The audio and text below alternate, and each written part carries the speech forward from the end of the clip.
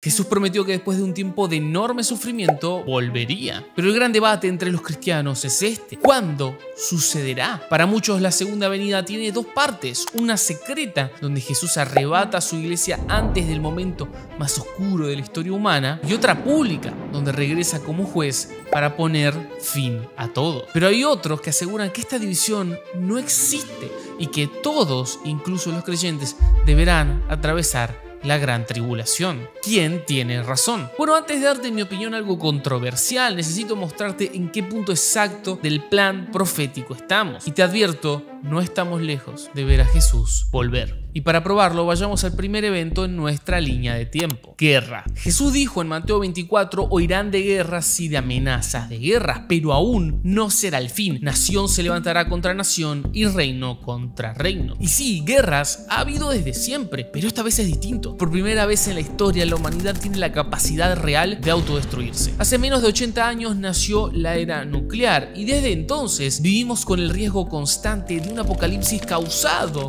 por nosotros mismos. Hoy no solo existen bombas capaces de borrar ciudades enteras, sino que estamos militarizando la inteligencia artificial, desarrollando armas automáticas y drones letales que no necesitan intervención humana para atacar. A eso sumale que los conflictos ya no se limitan a un país o región. Un enfrentamiento en Medio Oriente afecta el precio del pan en Argentina. Una invasión en Europa genera escasez de gas en Asia. El mundo está conectado, pero también está en tensión. En enero de 2025, el Boletín de Científicos Atómicos adelantó el reloj del fin del mundo a tan solo 90 segundos del apocalipsis. Según estos muchachos, estamos a nada de que el mundo termine. Jesús dijo que oiríamos de guerras, pero hoy no solo las oímos, sino que las vemos en tiempo real. Pero vayamos al segundo evento en nuestra línea de tiempo: los desastres naturales. En el mismo capítulo 24, Jesús dijo que antes de su regreso habría pestes, hambres y terremotos en diferentes lugares. Y ahora, yo sé, lo estás pensando, David, dale, o sea, eso siempre sucedió.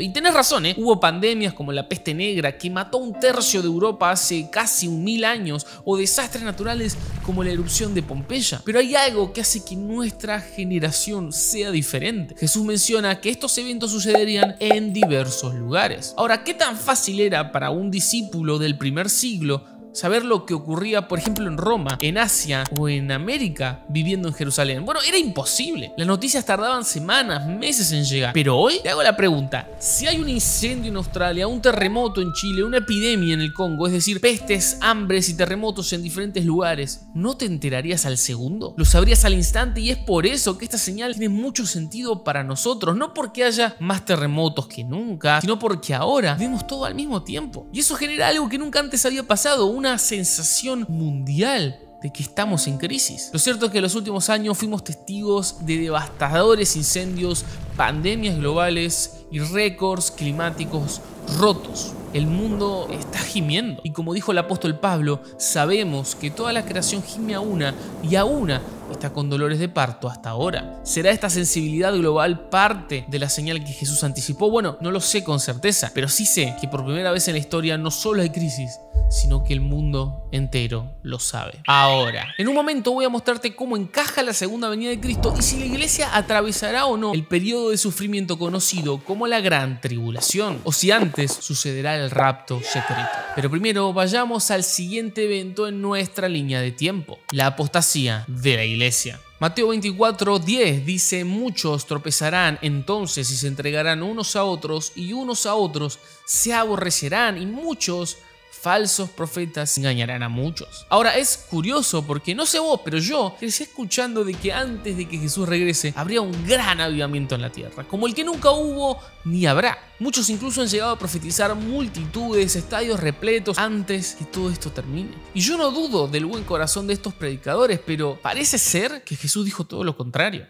Él advirtió que justo antes de su venida muchos abandonarían la fe, serían engañados y odiarían incluso a otros creyentes. Y si mirás a tu alrededor, es imposible no notar que esto sí se está cumpliendo, porque la fe cristiana atraviesa un momento delicado. Ahora mismo, mientras hablamos, hay iglesias cerrando sus puertas, hay líderes que no se hablan entre ellos y dividen congregaciones. Por otro lado, hay templos repletos de personas que quizás cierta comezón de oído consumen doctrinas cómodas y diluidas. No quiero agregar mucho más a esto, solo quiero decirte que el siguiente evento en nuestra línea de tiempo es brutal, porque Jesús dijo: por haberse multiplicado la maldad, el amor de muchos se enfriará. Y si hay una señal que define a nuestra época, es esta, porque somos una generación emocionalmente fría, donde el amor fue reemplazado por conveniencia, el compromiso por placer instantáneo y la empatía, el amor al prójimo por indiferencia. Y las estadísticas no mienten.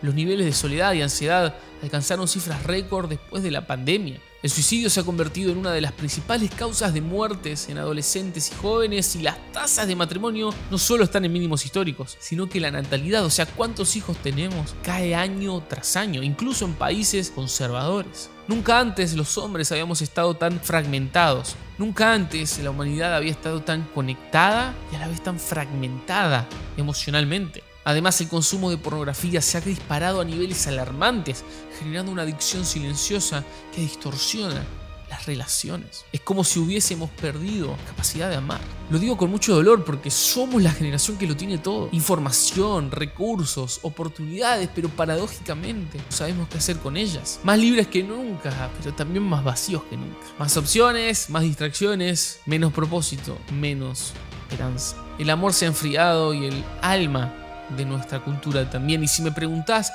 dónde estamos nosotros en esta profecía, esta señal lo deja dolorosamente claro. Usted está aquí, porque nuestro siguiente evento es uno que sin lugar a dudas aún no se ha cumplido, aunque estamos muy cerca de verlo realizado. El evangelio predicado en todo el mundo. Jesús lo dijo claramente: será predicado este evangelio del reino en todo el mundo para testimonio a todas las naciones, y entonces vendrá el fin. Hoy más del 97% de la población mundial tiene acceso al evangelio de alguna forma. La organización Radical, liderada por David Platt, identificó más de 7.000 grupos no alcanzados hace unos años, y ahora ese número ha ido disminuyendo. Sí, hay mucho trabajo por hacer, la meta es clara: hay que alcanzar a cada grupo étnico con una iglesia que les predique el reino. Pero este llamado, muchos creen que podría haberse cumplido en nuestra generación, porque con el avance de la tecnología, la Biblia ya está disponible en más de 3.600 idiomas, y gracias a la inteligencia artificial, incluso este video que estás viendo, It can be heard in English, Portuguese, French, and many other languages. Hoy el evangelio puede llegar a cada aldea, cada isla, a cada rincón del planeta con tan solo estar conectado a internet. Y según los expertos, antes del 2030 ya se espera que el 100% del mundo tenga acceso a internet satelital o móvil. Así que la pregunta ya no es si veremos cumplida esta profecía, sino cuándo. Porque cuando suceda esto, definitivamente estaremos a las puertas del fin. Un final caótico, rodeado de confusión y desesperación. Y en ese ambiente, en este caldo de cultivo, se levantará un líder.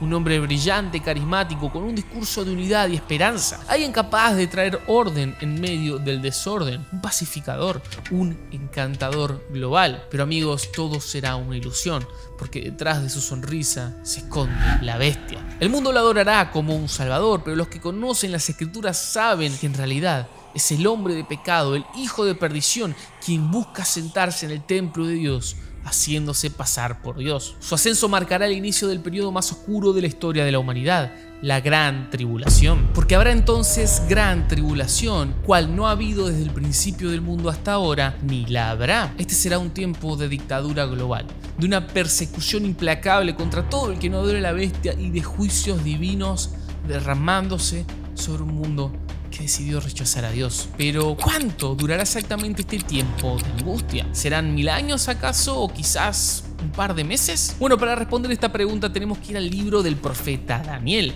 donde encontramos una pieza clave de este rompecabezas. En Daniel 9:27 se profetiza que un líder hará un pacto con muchos por una semana, y a la mitad de esa semana hará cesar el sacrificio. En el lenguaje profético de Daniel, esa semana representa 7 años, y la mitad marca los 3 años y medio en que el anticristo romperá el acuerdo de paz, se proclamará Dios y comenzará una persecución feroz contra todos los que no se sometan a su sistema. Serán 3 años y medio, 42 meses de oscuridad, dolor y caos como nunca antes. Esta estructura de dos mitades, una de falsa paz y otra de tribulación extrema, es la base sobre la cual se construyen muchas otras teorías. Por eso quiero que recuerdes este periodo de 7 años, porque es la clave para entender lo que sigue en nuestra línea de tiempo. Y es que solo nos queda por ubicar un evento, que es el glorioso regreso de Cristo Jesús, ya no como un cordero, sino como un león. Como te mencioné al principio, para muchísimos cristianos la segunda venida se divide en dos momentos. Uno secreto, en el que Jesús se lleva a su iglesia antes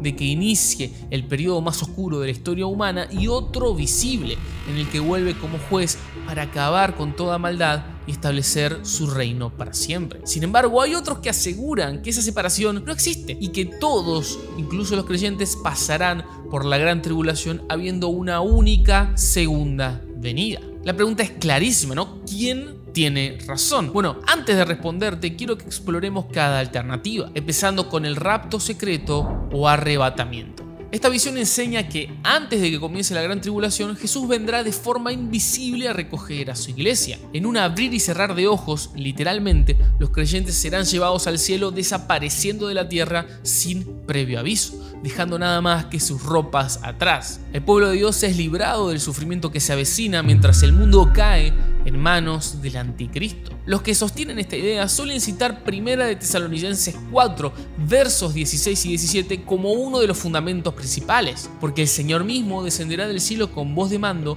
con voz de arcángel y con trompeta de Dios, y los muertos en Cristo resucitarán primero.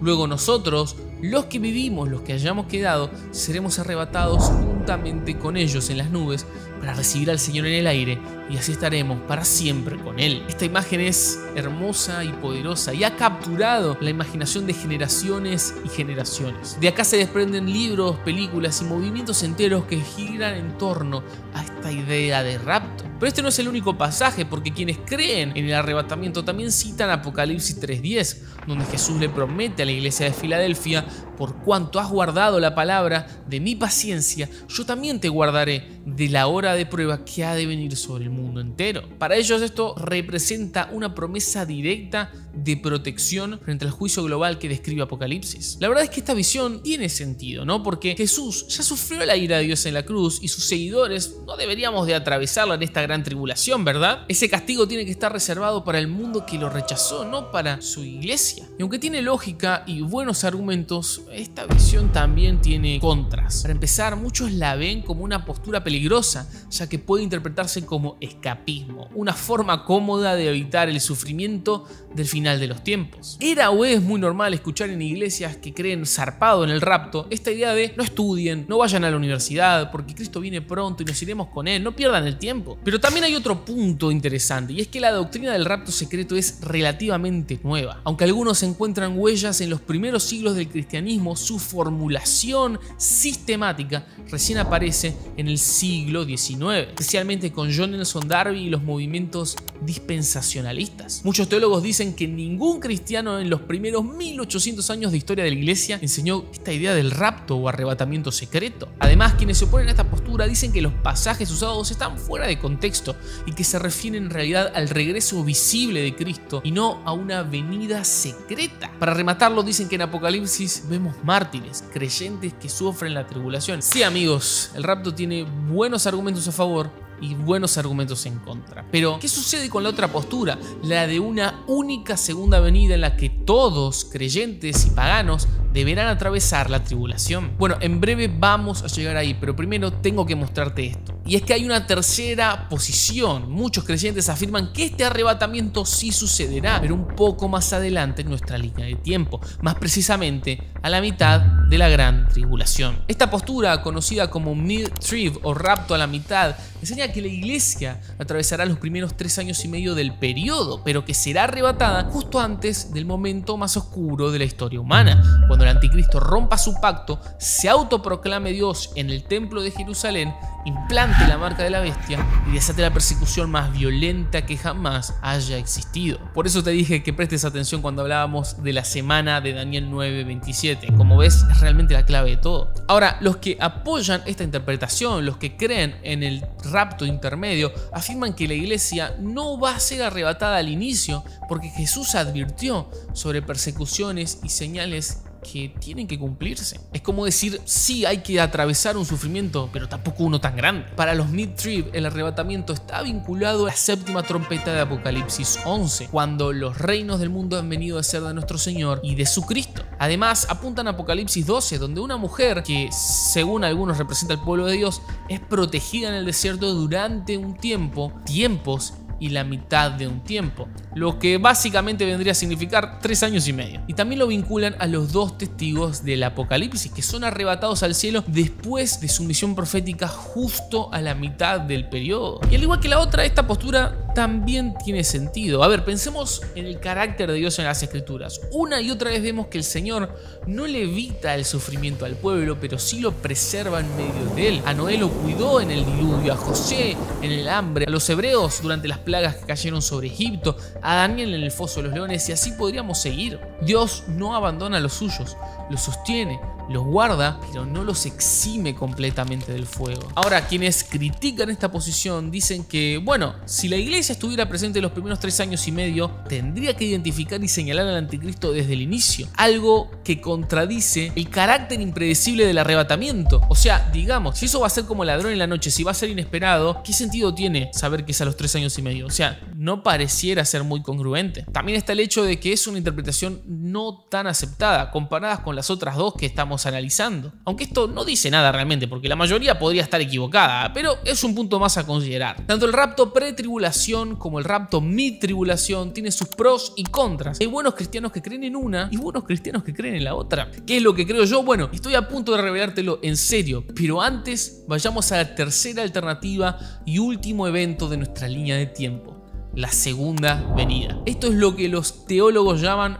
post-trib, porque sí sucede al final de este periodo terrible de angustia y sufrimiento que la Biblia profetiza. A diferencia de las anteriores, esta postura no separa el rapto de la segunda venida, sino que los ve como un único y mismo evento, sin divisiones secretas ni etapas intermedias. Según esta perspectiva, la iglesia no será quitada del mundo antes del sufrimiento, sino que estará presente durante toda la gran tribulación, resistiendo con fe el dominio del anticristo y siendo transformada de gloria en gloria hasta que Jesús regrese en su caballo blanco. Quienes sostienen esta postura se apoyan en textos que parecen unir la resurrección de los creyentes con la segunda venida visible. Inmediatamente después de la tribulación de aquellos días, verán al Hijo del Hombre venir sobre las nubes del cielo con gran poder y gloria. También señalan 2 de Tesalonicenses capítulo 2. Allí el apóstol Pablo dice que el regreso de Cristo y nuestra unión con Él no sucederán sin que primero se manifieste el hombre de pecado, o sea, el anticristo, lo cual refuerza esta idea de que la iglesia va a estar presente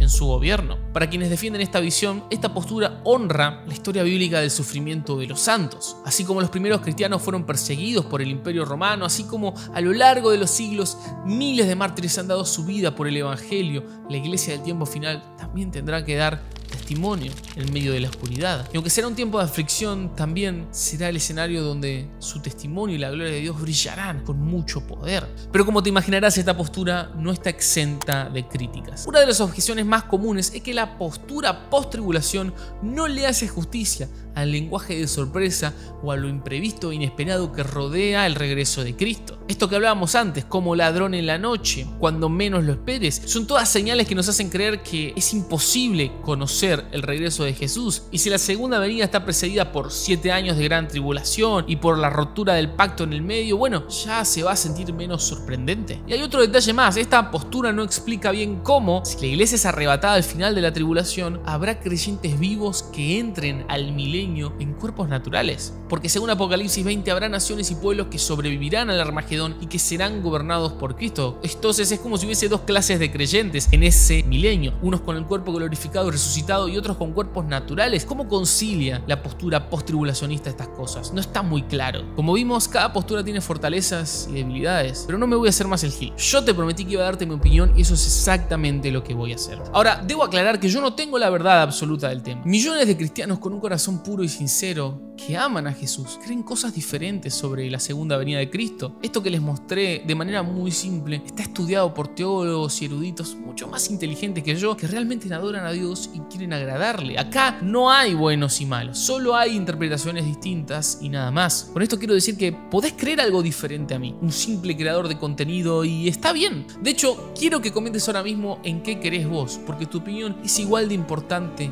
que la mía. ¿Pensás que Jesús vendrá en un rapto secreto al inicio, a la mitad de la tribulación, o que vendrá al final? Ahora bien, mi opinión. Verán, yo crecí toda la vida seguro, pero seguro, de que el rapto secreto de la iglesia iba a ocurrir antes del anticristo y de la gran tribulación. Me acuerdo tener conversaciones con compañeros de trabajo en las que decía: si algún día desaparezco, en la tele van a decir que son aliens o algo así, pero no crean eso, porque yo me fui con Jesús. Importante, no se dejen poner la marca de la bestia. La mayoría me miraba como: ¿qué le pasa a este chabón? Alguno incluso me preguntaba si me fumaba algo, pero no, chicos, yo solo estaba predicando, ponele. Si soy honesto, esta postura aún sigue siendo mi favorita, porque la verdad está muy linda. O sea, ¿quién querría atravesar la tribulación? ¿Quién querría sufrir persecución, hambre, dolor, tortura? No sé vos, pero yo no. Si Jesús me puede llevar antes, que me lleve. Creí en esto durante muchos años, pero la verdad es que conforme fue pasando el tiempo, cambié mi pensamiento. Porque hoy yo creo que la Biblia no habla de dos venidas separadas, una secreta y una pública. Por el contrario, la mayoría de los pasajes describen una sola gran venida de Jesús en gloria, acompañado de resurrección, juicio y redención. Me cuesta mucho entender por qué Jesús advertiría tanto a sus discípulos sobre estar preparados para la persecución si en realidad no estaríamos presentes. Y aunque es bastante más dura que el rapto pre o mid, para mí tiene un mensaje importante y hermoso, que es que no importa lo oscuro que se vuelva el mundo o cuán fuerte nos ruja la bestia, cuando Jesús venga va a venir por una iglesia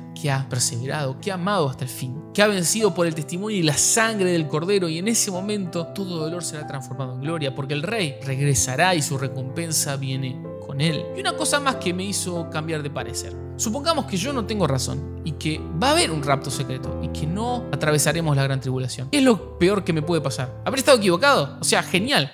Nos fuimos. Pero ¿qué sucede si en realidad paso toda la vida esperando un rapto que no ocurre? Si estoy equivocado y la segunda venida viene al final. ¿Cómo aguantaría la tribulación para la que jamás he estado preparado, para la que jamás he imaginado atravesar? Si yo esperaba ni ver al anticristo, ni ver a los testigos, ni ver nada de eso, porque me iba a ir muy tempranito. Por cierto, si te quedaste con ganas de saber más sobre la marca de la bestia, el Armagedón y otros eventos de Apocalipsis que no hablamos, te recomiendo que veas esta línea de tiempo, donde desarrollamos de manera mucho más completa todos estos eventos.